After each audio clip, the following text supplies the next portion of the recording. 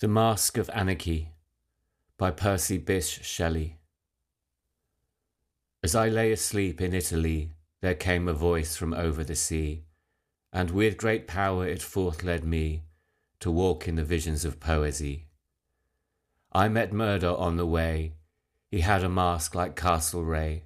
Very smooth he looked, yet grim. 7 bloodhounds followed him. All were fat, and well they might be in admirable plight, for 1 by 1 and 2 by 2 he tossed the human hearts to chew, which from his wide cloak he drew. Next came Fraud, and he had on, like Eldon, an ermined gown. His big tears, for he wept well, turned to millstones as they fell. And the little children who round his feet played to and fro, thinking every tear a gem, had their brains knocked out by them. Clothed with the Bible as with light, and the shadows of the night, like Sidmouth next hypocrisy on a crocodile rode by. And many more destructions played in this ghastly masquerade, all disguised even to the eyes, like bishops, lawyers, peers, or spies. Last came Anarchy. He rode on a white horse splashed with blood. He was pale even to the lips, like death in the apocalypse. And he wore a kingly crown, and in his grasp a sceptre shone. On his brow this mark I saw, I am God, and King, and Law. With a pace stately and fast, over English land he passed, trampling to a mire of blood the adoring multitude.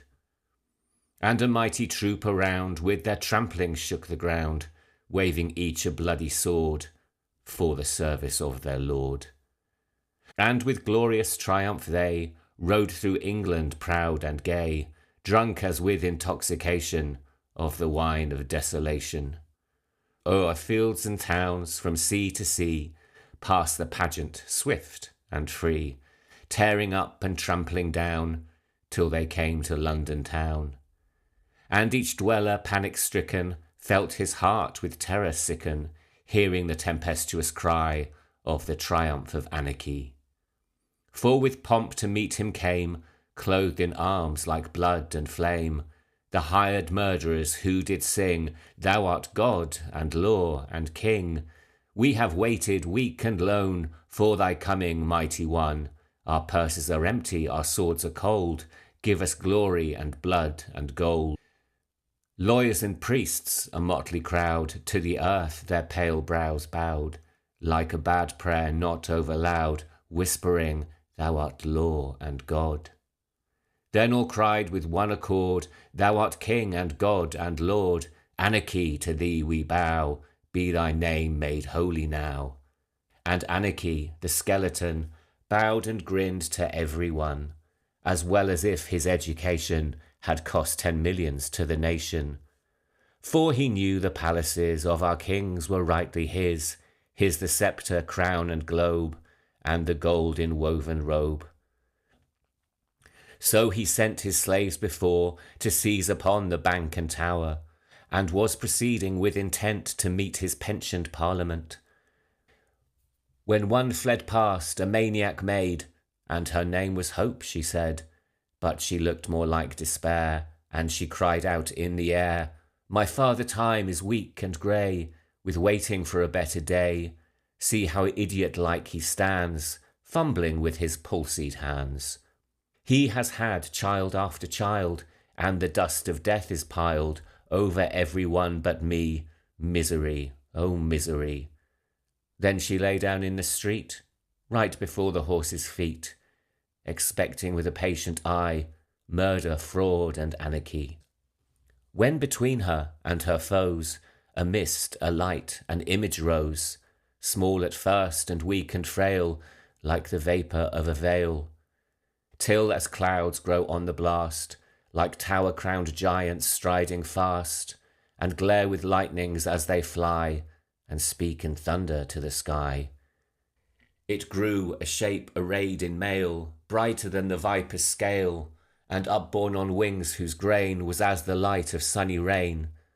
On its helm, seen far away, a planet like the morning's lay, and those plumes it light rained through, like a shower of crimson dew. With step as soft as wind it passed, o'er the heads of men, so fast, that they knew the presence there, and looked, but all was empty air. As flowers beneath May's footstep waken, as stars from night's loose hair are shaken, as waves arise when loud winds call, thoughts sprung wherever that step did fall. And the prostrate multitude looked, and ankle deep in blood, hope, that maiden most serene, was walking with a quiet mien. And anarchy, that ghastly birth, lay dead earth upon the earth. The horse of death, tameless as wind, fled, and with his hooves did grind to dust the murderers thronged behind. A rushing light of clouds and splendour, a sense awakening and yet tender, was heard and felt, and at its close these words of joy and fear arose, as if their own indignant earth, which gave the sons of England birth, had felt their blood upon her brow, and shuddering with a mother's throe, had turned every drop of blood by which her face had been bejewelled, to an accent unwithstood, as if her heart had cried aloud, "Men of England, heirs of glory, heroes of unwritten story, nurslings of one mighty mother, hopes of her and one another, rise like lions after slumber, in unvanquishable number, shake your chains to earth like dew, which in sleep had fallen on you. Ye are many, they are few."